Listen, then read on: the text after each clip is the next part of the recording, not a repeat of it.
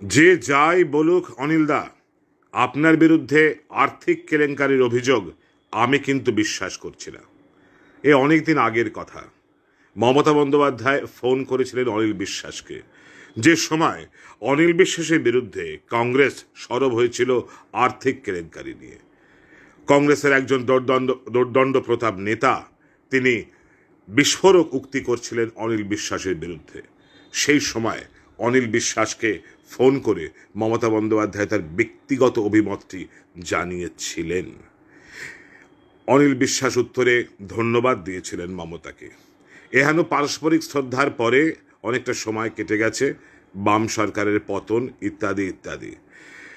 গণশক্তির সম্পাদক অনিল বিশ্বাসের কন্যা তৃণমূলের মুখপত্র জাগো বাংলার জন্য কলম ধরেছেন। একেবারে সাম্প্রতিকতম জল্পনার জলরং এটাই যে এবারে 2024-এর নির্বাচনে তৃণমূল কংগ্রেসের প্রার্থী হতে পারেন অনিল কন্যা অজন্তা বিশ্বাস। শোনা যাচ্ছে অজন্তার পছন্দ নদিয়া জেলা, সম্ভবত কৃষ্ণনগর থেকে প্রার্থী হতে পারেন অজন্তা বিশ্বাস।